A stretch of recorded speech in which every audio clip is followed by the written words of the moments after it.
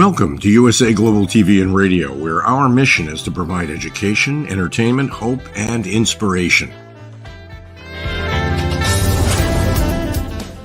USA Global TV and Radio connects you with experts and audiences all around the world every single day to help you succeed in business and to live a richer life. Visit us at usaglobaltv.com to learn about career and life-changing training and mentoring programs like the Listening Mentor. Subscribe to our newsletter to stay informed about our special programs and offers. Discover how you can become a guest on one of our shows or a host or producer of a USA Global TV and Radio show of your very own. That's USA Global TV and Radio, where the doctor is always in.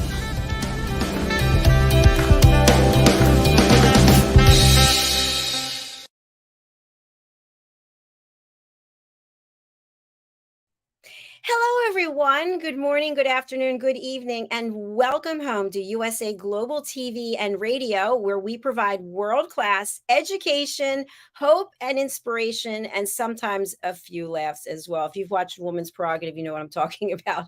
I'm Dr. Jacalyn Kerbeck. I am your host for today. Our show is The Listening Mentor, and we are going to be diving into how to tune into life's wisdom. So if you ever watch this show, you know that I am not the star of this program.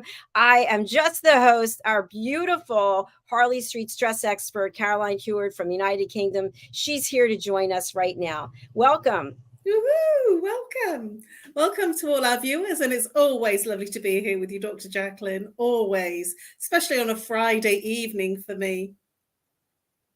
Thanks, Caroline. The intro is perfectly timed as the lawn mowing people were going by. So they came in, they went. Goodbye to them.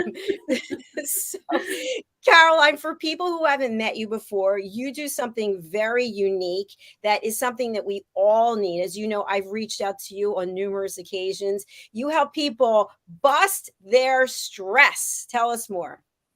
I do, Dr. Jacalyn. I help people literally bust their stress. How do I do that? Well, we're all walking around with symptoms, and it's whatever we're complaining about. And if you're not sure, if you're saying that you're stressed, or you're saying you're not stressed, but you don't sleep at night, you have a physical ache and pain, knee pain, back pain, throat problems, hair loss, if you have an emotional issue in terms of sadness, loneliness, or if you have depression, anxiety, or if you're complaining about that relationship, or if there's been a bereavement, it's whatever you're complaining about, what fills your space and what's your conversation. That's the imbalance, that's your stress. And I help you bust through that symptom. And I identify the root cause and working with your blueprint of what's causing your problems, literally finding the root cause using root cause therapy. My training is in chakra psychology, and I've been doing this work for over 2 decades. And I literally in that call, I offer a free consultation on Zoom, Skype, or Messenger, audio, video, and if you're camera shy, on call. And I bust through one symptom. Obviously, you've got tons of other symptoms that you're walking around with, and then I offer programs to help you literally break through all of your symptoms. So you can reach me on nomorestress at live.co.uk, or call on +44 if you're international, 07523 120 189. I look forward to helping you bust your stress. Bust your stress. Bust your stress and get some rest. How about that? Okay, so I want to talk about wisdom, specifically life's wisdom. And we know that saying, I know you're very big on quotes, but this particular one is, if only I knew then what I know now. And we can't. No, we can't. That's in hindsight. If we're always looking back, if I knew then what I know now, but you can only go forward from that. You can't complain about the past. That's a learning, and that's wisdom. So if you've gained that wisdom, next time that situation happens, you do know, and it's about moving forward with that wisdom. Absolutely. And part of what I want to talk about is when we're younger, we take risks. I'm not saying that people don't take risks as they get older, but for the people that I've known and for myself, you think that you're indestructible and you're not as preoccupied with your health probably. And you speak all the time about babies, how they're so curious and they're wonderful and they're just looking around and they're not intimidated. But as we get older, certain things happen.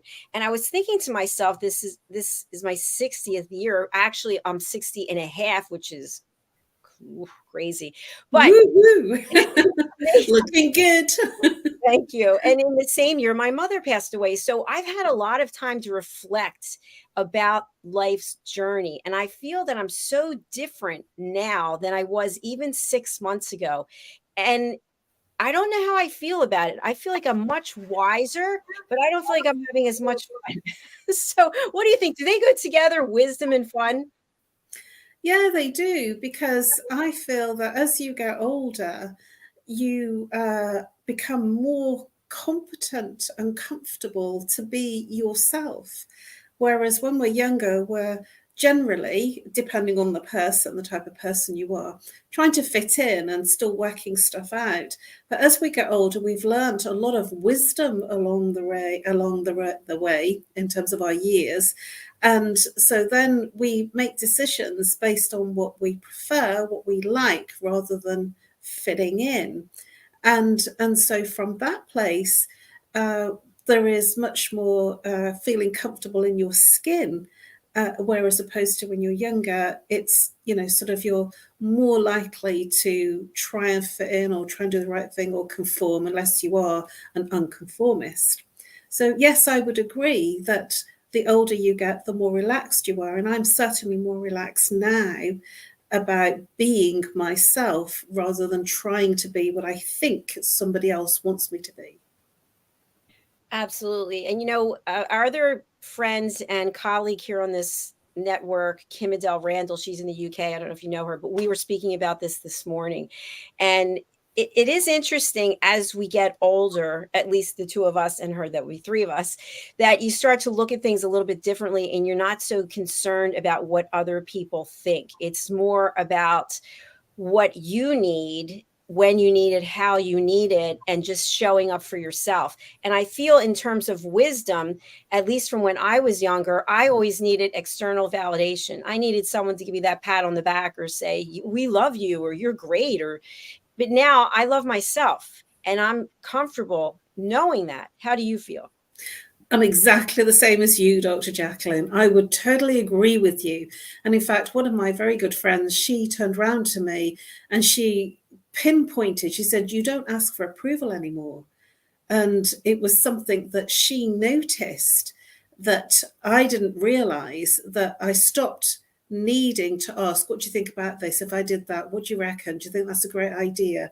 Or do you think that would be the right way to go? I would always be seeking approval to make sure that I didn't make a mistake, and almost making somebody else responsible for some of the things that I did. And there was a point, and I can't remember when it was, but one of my very close friends turned around and said, it's really interesting. You just don't seek approval anymore. You don't ask me anymore. And I said, no, because I know what I want to do.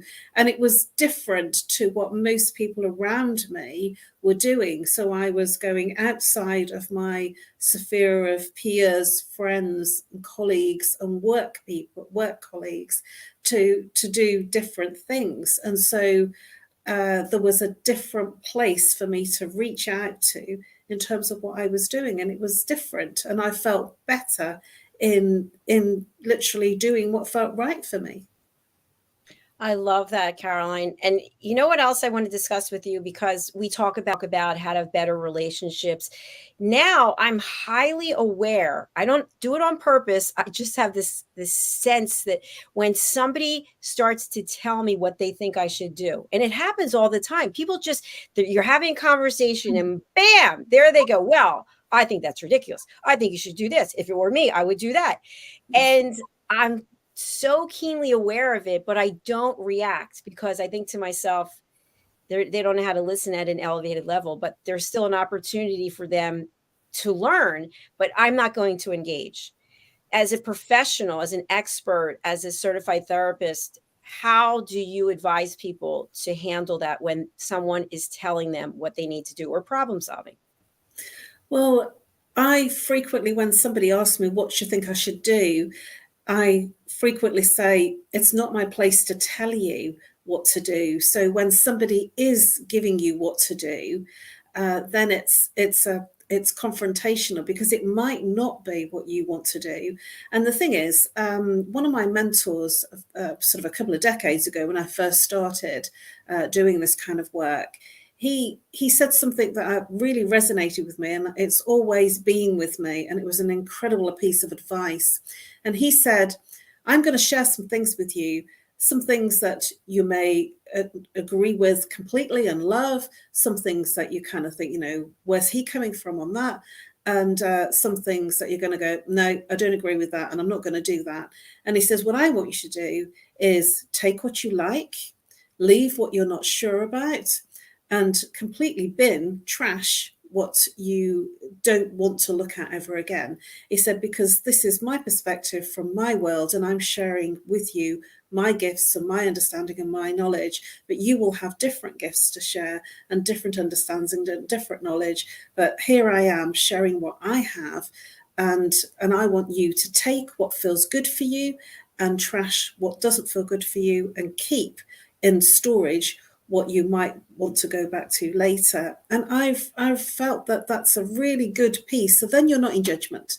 Then you're sort of saying, well, okay, that person's giving me the best of their ability in terms of their knowledge and their understanding from their perspective. And that's the key. It's from their perspective, not yours. Absolutely brilliant. I agree with you totally. And something I just want to highlight there is when we do give unsolicited advice, if we're not a professional, for example, it's a friend to friend or family member to family member. Oh, I knew he was no good. I told you should break up with him. And then they get back together and they remember that you said that he was no good. Or let's say that you tell someone how to fix the plumbing and then the pipe breaks and then it's a disaster. Well, it's your fault because you told me to do X, Y, Z. This happens all the time. Yes, unfortunately. And it is important to hear what somebody has to say, ask for advice. People that are good and that are expert in what they do, they love being asked for advice. And so I usually turn to experts or people that are knowledgeable. And so I've been needing a handyman for a little while now, and to put up mirrors and things, sort of those handyman type jobs. And I've gone over referrals because it's not, from that perspective, a workman is only as good as the referrals that come from him. So I've gone with referrals, and those people that have been referred to me haven't come back to me. Maybe they're really busy because it's been during the summertime. And so as a consequence of that, I went to somebody who did some work for me and did an incredible job. And I reached out and said, I wondered if you could recommend any handymen to do mirrors and fixings and general handyman work. And so he came back and he said, yes, I can recommend someone. And so then I've asked, and he very gleefully came back and said, I'll find the number and I'll give you the details. And so that's when it's not, it is solicited. I've asked because I want the benefit of somebody else's expertise, knowledge, and recommendation and referral. Sometimes somebody steps into the place and gives it to you without you even needing it. Now, some people could have said, oh, I can recommend somebody, and I might already have someone. So that's what the difference is. And it's about being aware. I frequently ask good people, can you recommend somebody to do X, Y, and Z? And the reason I do that is because people love to help. They absolutely do. How about this one? Caroline, when I was your age, I ... Meaning I did it a different way. I don't know why you're doing the way you're doing, because that's not the way I did it. Well, we live in changed times, don't we? When I was that age, I remember, and I'm going to share something that will really show my age, is that the TV only had 3 channels, and the remote control was the children switching over the channel. It wasn't a remote control in terms of a gadget. It was the children actually getting up and switching over the channel. So I think that, when somebody says that, we're talking from our own time and experience, and the world has changed drastically, radically, even in the last 10 years, even in the last 5 years, it's changed. And so I think that when somebody does that, they're reminiscing that, sort of as my middle brother has said to me, children are in a very different experience now to when we were children. And I found that that was really insightful. I have a big smile back here thinking about those days with the television, and they had the rabbit ears, and it was black and white, and you literally got up and changed the dial. And they were huge, weren't they? They were huge as in they had a lot of back to them. They weren't flat. Back. I hate to say it, but we have one right here. It's not from that time frame, but it's I don't even know what kind of TV it is, but it is an enormous back one. It's so heavy. Whereas the TVs today, you could do weightlifting. They're just so light. It's crazy. That's how technology has changed us. That's how, when I was a child, it was the Barbie doll, and the Action Man for the boys. And, it was Tiny Tears was my favorite doll, a doll that cried, and we were very imaginary. In today's current times, our children are on little on iPhones and little tablets and laptops, and I find it like, I'm just thinking that it's very expensive now to have a child, to give them all the tech kit that they are used to having than what we had. It was a much less interaction and much more imagination when we were children. I was just thinking to myself, I never heard of Tiny Tears. Why would anyone want a doll that cries? I think there should be dolls that smile. Well, it was like sort of, it was kind of children wanting babies, and babies cry. And so this was like sort of, so we had there was a pushchair and, all the dolls' clothes, and it was so that you would nurse it, it was just imaginary stuff. But yeah, Tiny Tears cried. And Barbie doll would have lots of different outfits, so you could dress her up in the latest fashion.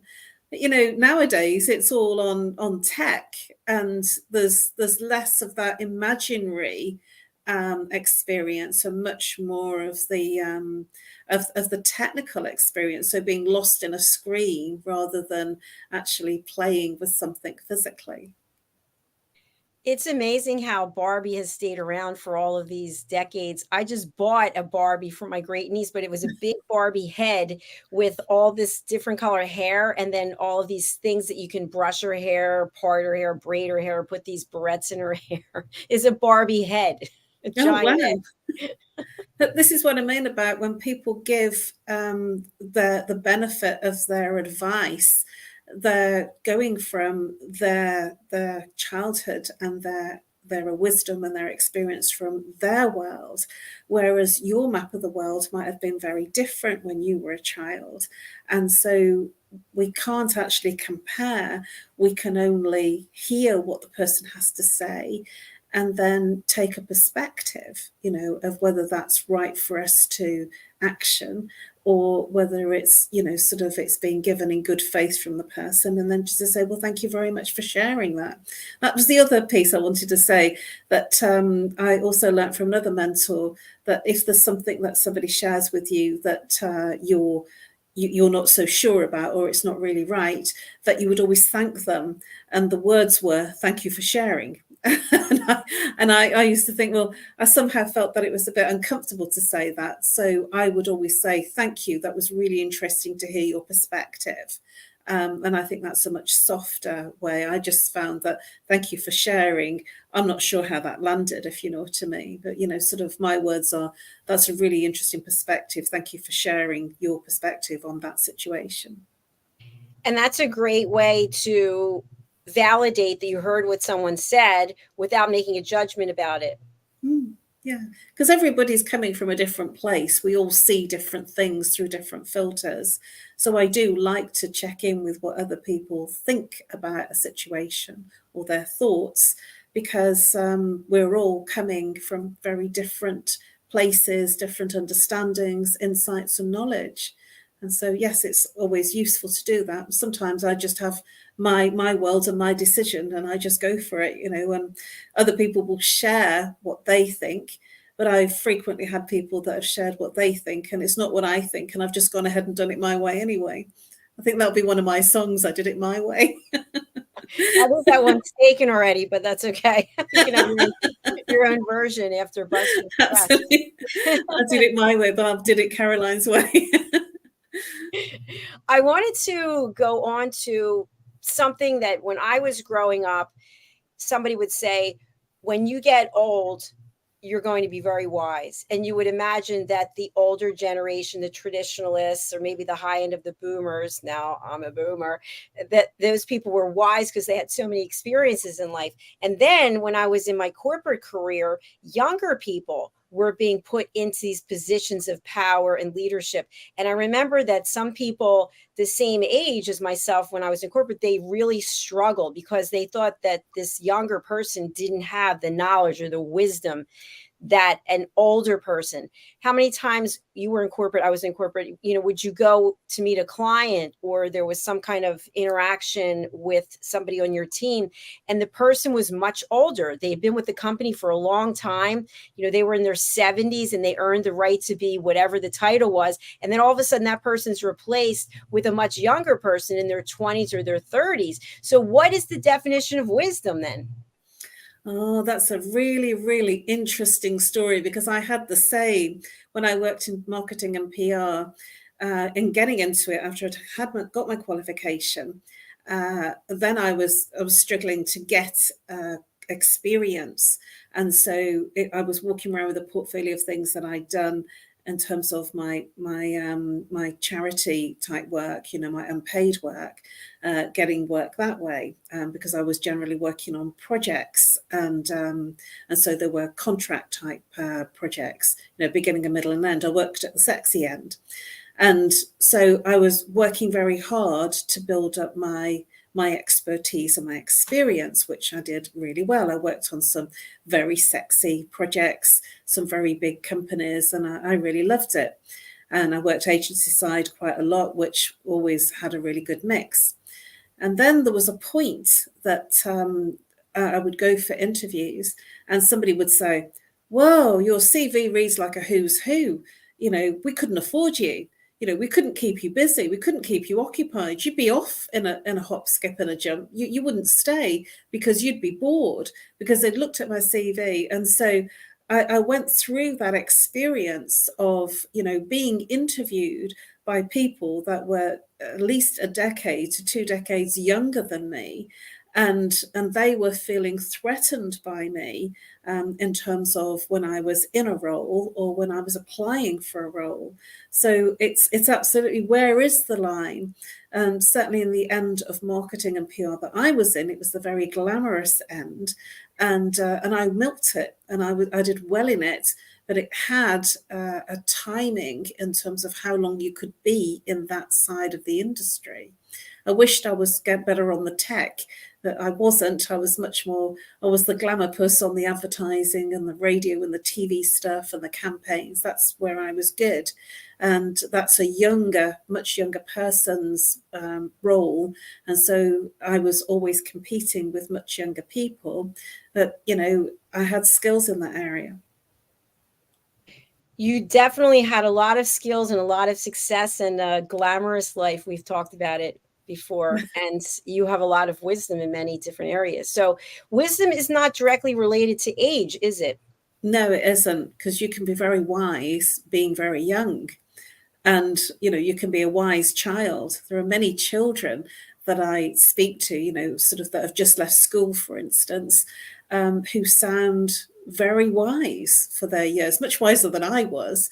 When I just left school, I was still reading Jackie, which was a magazine that was, teaching girls how to kiss. So that was at 16. I've never heard of this. Yeah, Jackie was it was the magazine, the girls magazine that, sort of, if you didn't know how to it was just like sort of the mag for, teenage girls. And it was the magazine that was out for all girls of that age, and it was an established magazine for young girls wanting to know how to do things. And so there were Jackie stories. It was a really, very innocent time, where in the problem page people would be asking, my boyfriend wants to kiss me, how do I kiss him? I can't imagine a 16-year-old asking that now. It's just a totally different world. Yeah, now you can just go to various social media, like YouTube, I imagine. I've never done it, but I imagine they'll give you a whole overview how to do it. Absolutely. It was a very innocent time at that time. Very different times. I think over here it was Cosmo magazine, Cosmopolitan. I don't even know if they're still around. So, Caroline, we've just clarified that you don't have to be a specific age to be wise. Can you lose your wisdom? Yeah, sure. If you're unwell, if there's sickness. So, for instance, there is an onslaught. There is many people that are suffering with things like dementia, Alzheimer's. So you actually almost revert back to being the child again and relearning or not remembering everything. And sometimes some people, when they get to a certain age, they sort of switch off. They stop living and they become very automated in what they do, and so everything becomes more routine. And so from that place you can lose wisdom, because you're on what I would call autopilot, going through the motions without the emotion, and in a routine that can become very dull and not actually gaining new experiences and experiencing from that place of wisdom. For myself, I'm actually a forever student. I've been studying ever since I left school, and I'm still studying now. And that keeps me fresh, that keeps me youthful, that keeps my energy useful, because I'm always learning new things. But some people stop, and when they stop, they start to become stagnant. And from that place of being stagnant, then there's less wisdom. Very, very true. Very true. And is it possible that people can pick up a book called Wisdom for Dummies and start studying how to be wise? Well, yeah, there's a lot on YouTube, and there's a lot, online, and a book. But, it depends on how interested that each person is to explore those avenues. Whenever I hear a word that I've not heard before, and it's some, ultra modern, way of saying something, especially, when I'm watching something, a movie, and I haven't got a clue what the word means that they've said, I'll go and look it up. What does this mean? I've heard young people saying that's sick, and I'm just thinking, well, what do they mean by that? That's sick. That actually was a good thing, that I've just seen happen. And it's the slang that's now being used. And, we all have in our different generations, terminology and slang that we use. So I'm forever looking it up. So yes, I guess that you could look up in a book, Wisdom for Dummies, and I'm sure it'd have all the answers there if you were so inclined to look up in a book. That's good news for everybody. There's still time. Absolutely. And I'm sharing my knowledge all the time. I'm always in my shows, I share from a place of expertise, knowledge, experience, and wisdom. because we don't know what we don't know. And so why should we know everything? And I've learned a lot, in the last couple of decades that I didn't know before. In fact, in 2006, I learned how to change a light bulb. And that was the first time that I'd ever changed a light bulb, because there was always a man or brother, my dad, my brothers, or my then husband to always change those things. And I never had to learn. And so I did have a very, very dear friend that taught me how to change a light bulb. And I was in my early 40s at the time. So, it took me a long time to learn, but I didn't need to learn because there was always somebody around that did it. So I learned something. It's so true, Caroline. I think in the last 3 years, I've learned more than I have the rest of my life. You've done all sorts of incredible things. I can't believe how much you've achieved, writing books and developing a broadcast, a very successful channel. It's just incredible, because I've been part of your journey for the last 2 years, and it's been absolutely tremendous, what I've seen and how you've developed and grown, and what we're doing now is absolutely amazing. Congratulations. Well, thank you. And of course, I learned so much from you. And this platform is about education. And as Roland, one of our team members and friends, always says, sharing is caring, caring is sharing. And that's what we do here. We give back to help other people.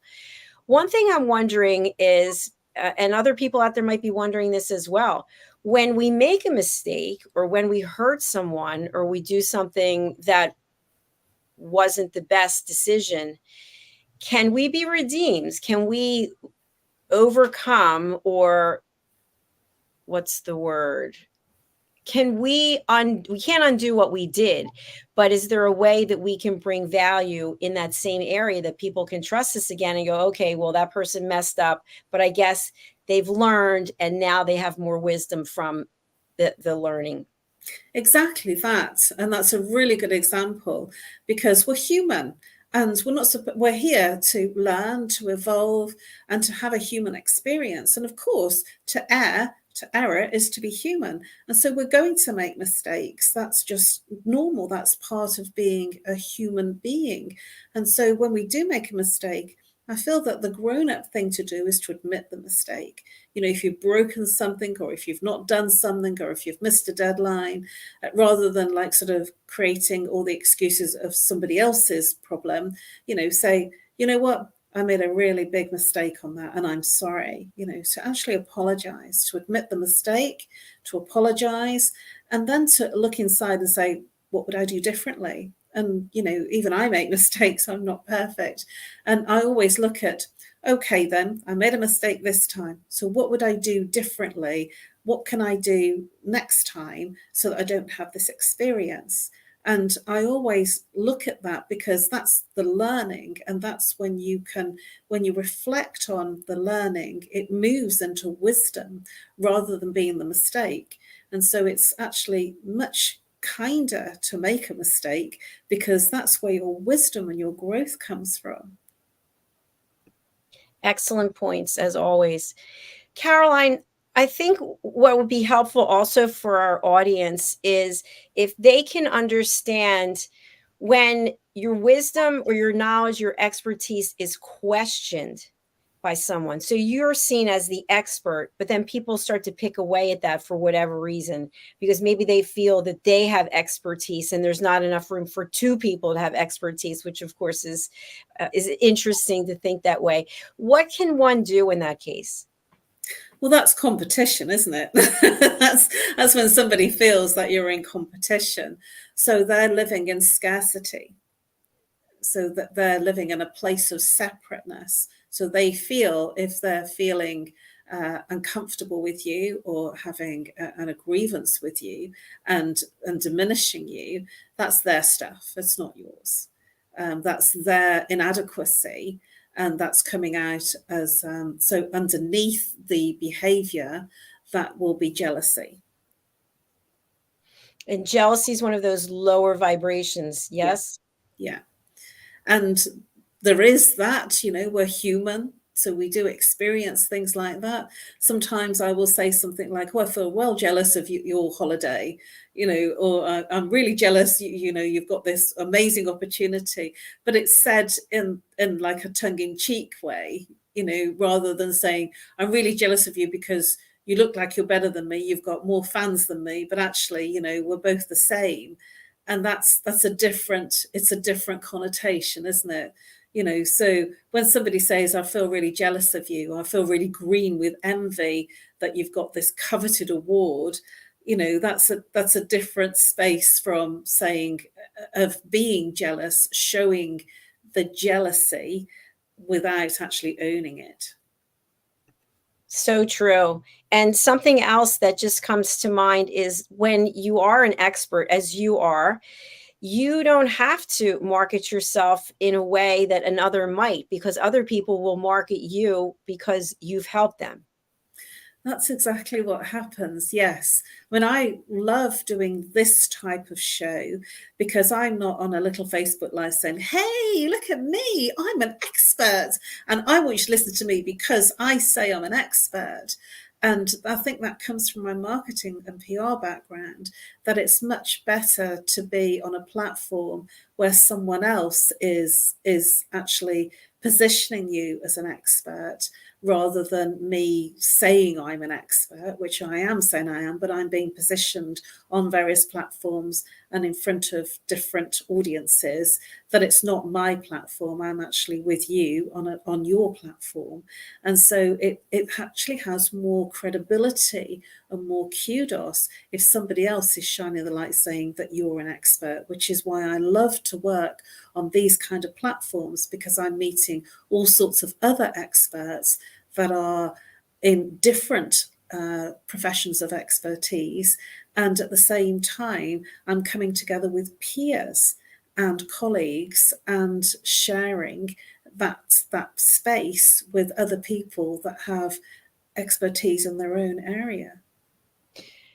So true. And I think that's something that people miss when it comes to networking, for example. And this isn't about networking, but it's about wisdom. It's about promoting someone else. It's about how can you bring value to someone else as opposed to me, me, me, me, me. Mm. And it's very when you're giving, when you're openly giving. And one of my promoters actually dropped me a message. I used to be on his I was on his stages before the world changed in 2020, and he dropped me a message, a catch-up message saying, hi, how are you? He's just had an event, and then he said, I've seen all your posts, you're doing really well, it sounds like things are going well for you. I'm trusting that you've got lots of clients. And he was kind of really being very jovial. And he said, because that's what it's all about. And I thought that it was really lovely, because it was an endorsement, from him saying, yeah, I'm seeing what you're up to. It looks really exciting. I'm really pleased for you. And so he's an expert in his field and I'm an expert in mine. And what's happened is that we've come together because there's a shared common goal, that he's good at what he does, I'm good at what I do, and we've come together. And that's how we're together, because I value other people's expertise. And I love the fact that I tend to have people around me that are very much more technical than me, and I'm very respectful of their expertise and love the fact they are, because I know that I'm not as competent on the tech side as what other people are that I surround myself with. And you really have mastered technology in so many ways, and I'm so proud of you for that. And by the way, I apologize for the knocking. There's a giant iguana headed towards the studio window. Oh my gosh. I forgot to put myself on mute. That's viewers, people that are watching, Dr. Jacalyn showed me one of her friends that have been visiting, and it's a huge 5-foot iguana. Let me get the picture. When she showed me, I nearly died. It's pretty big. I feel like they're taking over. It's incredible. And the homeowners association said they can't do anything about it. So you have to call wildlife and whatever. They're all over the place. They're all over. And the reason that I even bring it up is because the little creatures leave their little gifts everywhere. So it's not very What kind of gift do they leave? Well, by the way, on our next show, Coexistence and Sustainability, Pet Psychic Am and I, we talk about this on a regular basis. People think that when they take their dogs for a walk and they don't pick up, that it just disintegrates, and it doesn't. If the sun beats down on it enough, it'll crack in, or the wind will blow it away. But these little creatures, they're not little, they leave gifts, and the gifts just sit there. They're the gifts that keep on giving. So.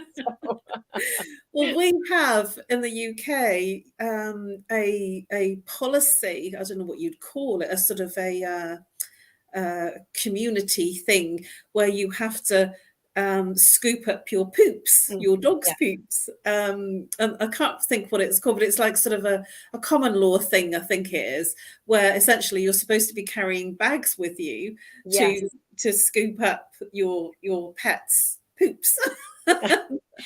Well, I'm going to suggest that we have a training seminar for these iguanas. I'll lead. I'll say, okay, iguanas, you're going to have to use your little claw hands to pick up whatever. They're just being totally iguana-ish. Exactly. Totally rude. Well, I imagine because they're mowing the lawn in the common areas, they're displaced, so they have to run around and do whatever they're doing. But anyway, I digress. Caroline, you are going to be joining us for A Woman's Prerogative on Monday, and then you're going to be co-hosting for World Jenny's Day on Tuesday, and then, of course, coming back for Talking Heads as well on Tuesday. So before we say goodbye, I'd love if you would just share a little bit about your last Talking Heads episode about autopilot. Yes, thank you. Thanks, Dr. Jacalyn. My last Talking Heads episode, I do my Talking Heads Expert show on Tuesdays at 5 p.m. UK time and midday Eastern time. And my show on Tuesday was on the psychology of living on autopilot. And autopilot essentially is when life happens, things happen, and we've handled it logically, physically, practically, but things are difficult. And so we shut down the feelings and emotions. And when we shut down the feelings and emotions, which reside in the belly, we actually shut off our sensory experiences. And then we live from the neck upwards. So everything is what we think about and what we converse about and what we're in conversation about. And we don't actually feel our sensitivity in the body. And so we'll feel almost like we're on autopilot or going through the motions without the emotion. And there's points where you will feel almost like you're just in a robotic fashion, living and existing rather than living. You're in an existence every day rather than actually experiencing life. And I talk a lot about that and things that you can actually experience in terms of changing, living in autopilot. And it happens to anyone and everyone that has had experiences in their life that are difficult, that we just shut down the feelings and emotions. So do check out that episode, because you'll be surprised how many people fall into that space without even realizing it until they're kind of in their 40s or 50s, and they feel they're in a midlife crisis because they didn't realize that was how they were living. So I think that Tuesdays 5 o'clock will be a good time for you to log in. And if you miss the live, then you can always catch up on the live recording on YouTube. Thank you so much, my dear friend. It's been a pleasure having this conversation about the journey of wisdom with you. And I'm super excited to see you again on Monday. Any big plans for the weekend? I have quite a bit of bookkeeping to sort out, and I have a submission to make for my marketing work. So it's going to be a bit of an admin weekend because I've been avoiding it. So I have to do an admin weekend and be staring at the computer. But as apart from that, it's going to be gloriously sunny here, so I'm going to miss out on some sunshine as well. Oh, boo. I forget it's usually dark and damp, isn't it? Yes, it is here. I'm actually sitting in a blanket because it's quite cool here in the evening. So funny. And I haven't been out. It is, but I'm looking at the sun. It is so hot today. I think it's close to 90 and the iguanas keep coming in. It's like a party they're having out there. So, they only like hot weather. So that's the point. It's interesting. I'm coming over. Come on over. I'd love to have you over. We'll do the show in person. Sounds good to me. Well, we'll make it happen one day for sure. Absolutely. All right, Caroline and I are saying goodbye, and Pet Psychic Amina, I will be saying hi. So do stay with us. Go over to our YouTube channel, which is USA Global TV and Radio. And please do reach out to Caroline. If you want to bust your stress and have a better life, do it now. No more stress at live.co.uk. How about that? All right, there we go. We'll see you again soon. Bye, everyone. Bye-bye. Have a lovely weekend, everyone. Bye-bye. Bye.